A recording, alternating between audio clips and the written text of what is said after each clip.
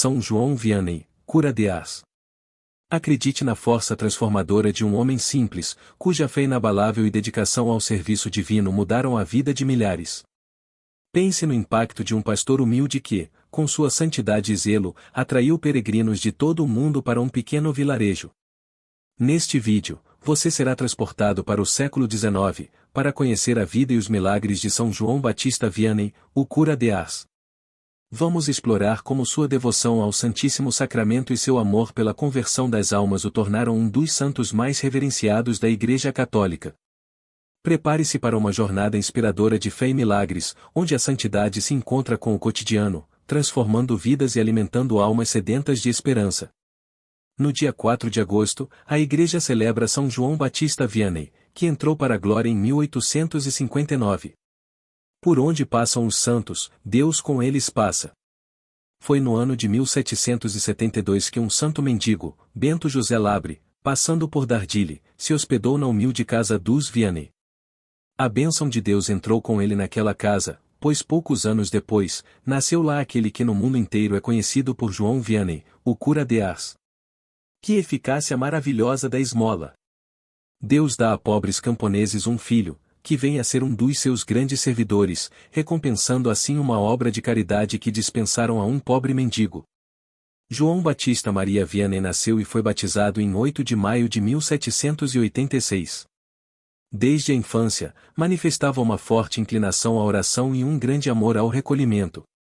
Muitas vezes era encontrado em um canto da casa, no jardim ou no estábulo, rezando, de joelhos, as orações que lhe tinham ensinado o Padre Nosso, a Ave Maria, entre outras. Os pais, principalmente a piedosa mãe, Maria Belusa, cultivavam no filho esse espírito de religião e de piedade. A França achava-se agitadíssima com os horrores da Revolução e, como os sacerdotes estivessem sendo exilados ou encarcerados, não foi possível a João Vianney encontrar um mestre que lhe desse algumas instruções sobre as ciências elementares. Era natural, pois, que passasse a juventude entregue aos trabalhos do campo. Entretanto, João continuava as práticas de piedade com todo o fervor e o pecado era para ele uma coisa conhecida só de nome. Fez a primeira comunhão em uma granja, sendo que a perseguição religiosa não permitiu o culto público nas igrejas. Amainado o temporal da Revolução, Vianney achou um grande amigo e protetor na pessoa do Padre M. Balley, vigário de École, que descobrira na alma de João qualidades superiores que deviam ser aproveitadas e cultivadas para a maior glória de Deus. Se era grande o fervor e admirável a virtude do jovem Vianney, melhor mestre não poderia haver do que o Padre Balley, mas tudo parecia desfazer-se diante de uma barreira que se levantava insuperável, a falta de inteligência do estudante. Não fosse a persistência imperturbável do santo sacerdote, Vianney teria desanimado diante das dificuldades que lhe pareciam invencíveis. Com as orações e a caridade redobrada que dispensava aos pobres, Vianney alcançou a graça de poder continuar os estudos com algum proveito. Quando estava prestes a ser recebido no seminário, veio-lhe a ordem de apresentar-se à autoridade militar de Bayonne. Foram baldados os esforços do Padre Balley para obter isenção do serviço militar para o protegido, e pareciam aniquiladas todas as esperanças. Vianney caiu doente e passou 14 meses nos hospitais de Lyon e de Roanne. Passado esse tempo, ninguém mais se lembrou dele para o serviço militar e então se matriculou no pequeno seminário de Verrières e mais tarde, no grande seminário de Santo Irineu. Mestres e alunos eram unânimes em conceder a Vianney a palma quanto à virtude e santidade entre os colegas. O preparo intelectual do jovem, porém, era tão deficiente que os mestres não se viram com coragem de apresentá-lo para a ordenação. O vigário-geral do cardeal Fesch, Monsenhor Courbon, que em última instância devia decidir a questão, deu consentimento para que Vianney fosse admitido ao sacerdócio e o jovem teólogo recebeu as santas ordens a 9 de agosto de 1815. Vianney contava já 29 anos. Os primeiros 3 anos do sacerdócio passou-os na companhia e sob a direção do primeiro mestre e amigo, Padre Balley. Este faleceu e a cúria episcopal nomeou Vianney cura de Ars. O novo campo de ação era o mais ingrato possível. Ars era um lugar sem religião. A igreja deserta, os sacramentos não eram frequentados, o trabalho no domingo, a frequência de bailes e cabarés estavam na ordem do dia. Vianney, vendo o estado das coisas, teve ímpetos de abandonar tudo. "Que vou fazer aqui?" exclamou. Neste meio nada farei, tenho medo de perder-me. Mas logo seu zelo se reanimou. Fixou residência na matriz, e sua primeira ocupação era rezar pela conversão dos paroquianos. Desde a manhã até a noite, com pequenas interrupções, ficava de joelhos diante do altar do Santíssimo Sacramento. As frugalíssimas refeições ele mesmo preparava. Depois começou a procurar as famílias. Nas visitas lhes falava de Deus, dos santos, das coisas da religião. Se bem que a maior parte não lhe desse importância, um ou outro reparava na batina rota e velha, na modéstia e piedade, no aspecto austero e mortificado do vigário. Pouco a pouco o povo foi conhecendo o pároco, cujas orações, e mais ainda, o exemplo, acabaram por franquear o caminho aos corações de todos. Alguns começaram a frequentar a Santa Missa. O número daqueles que acompanhavam o piedoso cura na recitação do rosário, todas as tardes, crescia a olhos vistos, e depois de algum tempo, o Santíssimo não ficava nenhuma hora durante o dia sem adorador. A comunhão frequente foi pelo santo cura introduzida na paróquia, com muita felicidade. Para as senhoras fundou a Confraria do Rosário e, para os homens, a Irmandade do Santíssimo Sacramento. Tendo assim elevado a certa altura a vida religiosa na paróquia, Vianney passou a combater os abusos.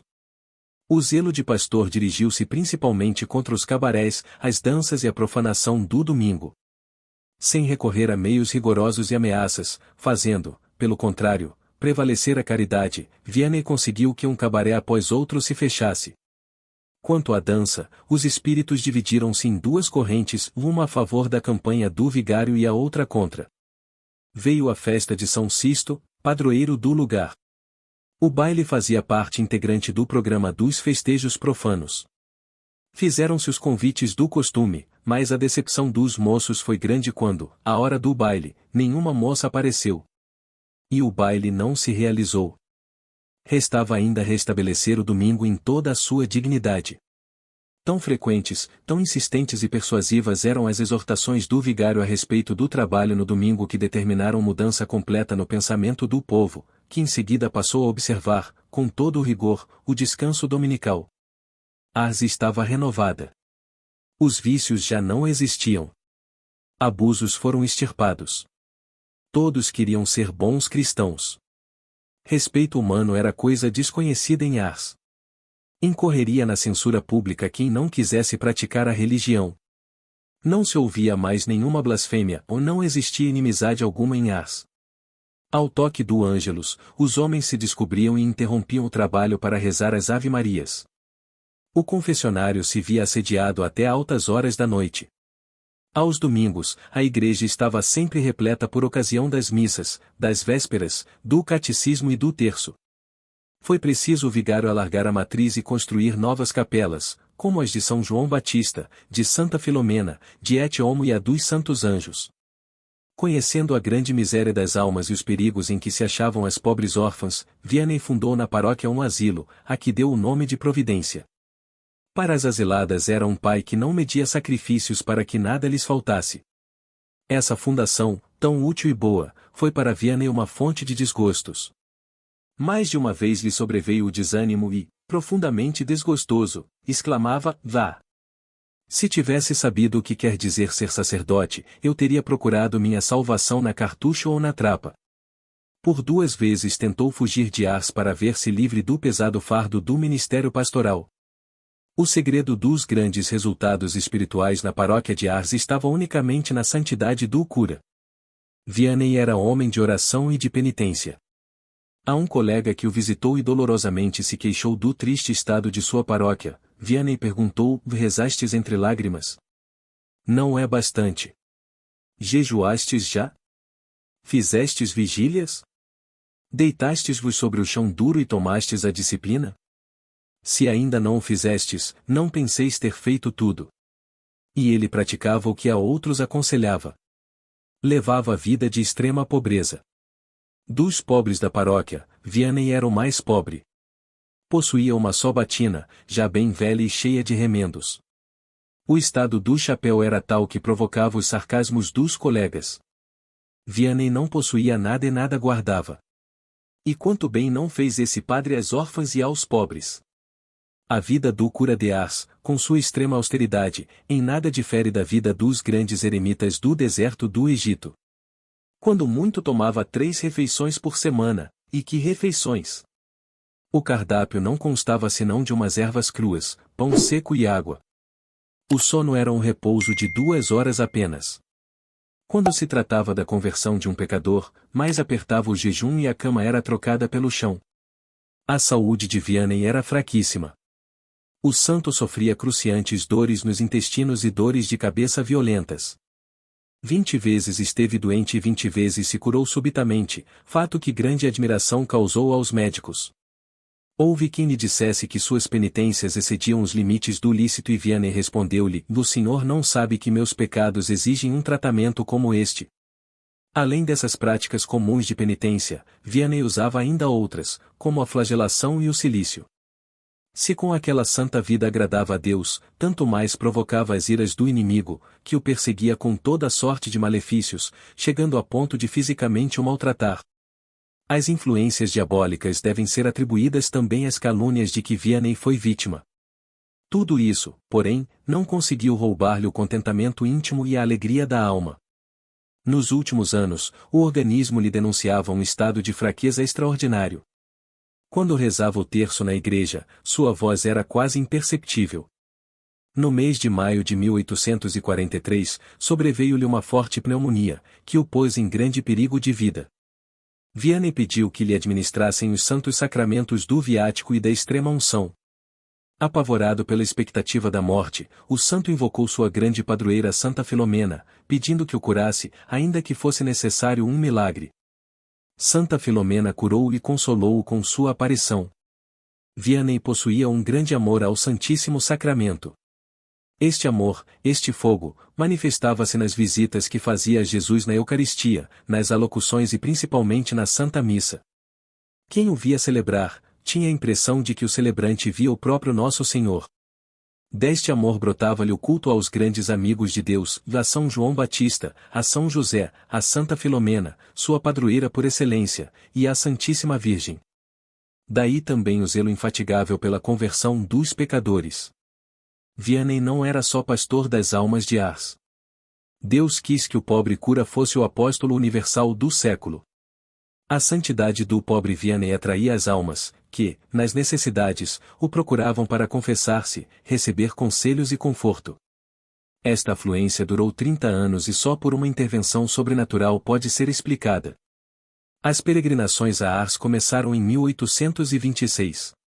De 1835 em diante, o número anual de peregrinos que procuravam o cura de Ars excedia 80.000 eram leigos e sacerdotes, bispos e cardeais, sábios e ignorantes, que vinham ajoelhar-se aos seus pés. Em 1843, recebeu um coadjutor, e os missionários diocesanos vinham de vez em quando prestar-lhe serviços também. Inúmeros eram os milagres que se operavam na humilde casa do cura de Ars. Tão numerosas eram as curas, devidas à intervenção de Vianney, que alguém um dia lhe disse: "O Senhor cura, basta que digais apenas, quero que estejas curado", e a cura está feita. Vianney ouvia os doentes em confissão e dirigia-os à capela de Santa Filomena. Era lá que os milagres se efetuavam. Só Deus sabe quantas conversões se realizaram em Ars, quantas almas lá encontraram a paz desejada. Vianney morreu em 4 de agosto de 1859, mas sua memória ainda está viva, e glorioso se tornou seu túmulo. Declarado o venerável por Pio IX, em 1925 foi-lhe conferida a honra dos altares, pela solene canonização proferida pelo Papa Pio XI. Reflexões. É o imortal merecimento do Padre Balley ter descoberto e cultivado a vocação sacerdotal de seu pequeno paroquiano João Batista Vianney. Não fossem o zelo e o interesse verdadeiramente paternais desse sacerdote, a Igreja talvez não tivesse o grande santo de Ars, padroeiro dos párocos. A bibliografia nos conta as dificuldades quase insuperáveis com que o estudante Vianney teve de lutar para chegar ao sacerdócio.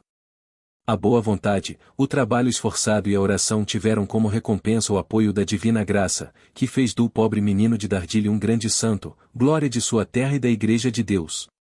Uma das maiores preocupações do nosso episcopado é a falta de sacerdotes no Brasil. Realmente, para uma população de milhões que o Brasil tem, o número de 3.000 sacerdotes é irrisório, totalmente insuficiente. Será que Deus não quer dar vocações ao Brasil? A falta de vocações? Se houvesse, seria um duro castigo de Deus ao nosso povo, pois se Deus quer castigar uma nação, retira-lhe a graça, sua proteção, seu sacerdócio, e não lhe dá vocações eclesiásticas. Estaremos neste caso? Parece que não, pelo contrário, está mais que provado que vocações há em abundância. Se todos perseverarem, em poucos anos a Igreja Católica no Brasil não mais se ressentirá da falta de clero. Para que uma vocação persevere, é preciso que seja verdadeira, sólida, não fingida, e, uma vez reconhecida sólida, deve ser cuidadosamente cultivada. Boas vocações vêm do céu, é Deus que as dá. Grande é a messe, diz Nosso Senhor, e poucos são os operários, pedi, pois, ao Senhor da messe, para que mande operários para a sua messe. Grande é a messe do Senhor no Brasil, e poucos são os padres. São as famílias que devem fornecer as vocações, é das famílias que Deus, o Senhor da messe, quer escolher seus operários. Trabalhemos, pois, cada um no lugar que Deus lhe determinou na sociedade, pela santificação da família brasileira, pela compreensão da sublimidade do sacerdócio, rezemos, para que o reino de Cristo se firme cada vez mais nas famílias, o reino de Cristo com seu espírito de sacrifício e de oração, rezemos pela santificação dos pais, das mães, pais santos, mães santas, não deixam a igreja sem sacerdotes. Da árvore santa do matrimônio virá o fruto santo do sacerdócio. Todos os seres necessitam de alimento para viver. O alimento da alma é Deus. A alma só de Deus pode viver e nada a satisfaz, senão Deus. Sobre as danças, dizia Vianney, vede, meus irmãos, as pessoas que vão ao baile deixam o anjo da guarda na porta, e é um demônio que lhe toma o lugar, de modo que há no salão tantos demônios quantos são os dançarinos. Se no tempo de Vianney assim já era, o que diria ele se visse as danças de hoje, que são a vergonha do nosso século? De São João Batista Vianney são as seguintes considerações, apropriadas aos nossos tempos. Devemos trabalhar para nos tornarmos merecedores de receber a Santíssima Eucaristia todos os dias. Se não nos é possível comungar diariamente, substituamos a comunhão real pela espiritual, que pode ser feita a cada instante, e devemos ter o desejo ardente de receber Deus Nosso Senhor. A comunhão é para a alma o que o sopro é para o fogo, que está para apagar-se. Ide à comunhão, ide a Jesus. Ide viver dele para viver por ele. Não digais que tendes muito que fazer. Não disse Nosso Senhor, vinde a mim, vós que trabalhais e vos achais sobrecarregados? Não digais que não sois dignos. Tendes razão, mas é verdade também que dele precisais. Se Nosso Senhor tivesse tido em vista a vossa dignidade, jamais teria instituído o belo sacramento do amor. Não digais que sois tão miseráveis. Gostaria mais de ouvir dizer que estáis muito doentes e por isso deveis chamar o médico. Sobre a santificação do domingo, ouviu-se Vianney muitas vezes dizer, vós trabalhais, mas o ganho arruína vosso corpo e vossa alma. Se perguntasse àqueles que no domingo trabalham, o que estáis fazendo? Eles poderiam responder, estou vendendo a minha alma ao demônio, estou crucificando Nosso Senhor, estou renegando o meu batismo. Oh! Como se engana aquele que aproveita o domingo, pensando que ganha mais dinheiro. Vós tendes a convicção de que tudo depende do vosso trabalho, é engano. Ora, vem uma doença, um acidente e é preciso tão pouca coisa, e uma tempestade, uma chuva. Deus tem tudo na mão, ele pode vingar-se quando e como quer. Conheço 2 meios para empobrecer, trabalhar no domingo e roubar bens alheios. São João Batista Vianney, rogai por nós. Oração. Deus de poder e misericórdia, que tornaste São João Batista Vianney um pároco admirável por sua solicitude pastoral, dai-nos, por sua intercessão e exemplo, conquistar no amor de Cristo os irmãos e irmãs para vós e alcançar com eles a glória eterna. Por nosso Senhor Jesus Cristo, vosso Filho, na unidade do Espírito Santo. Amém.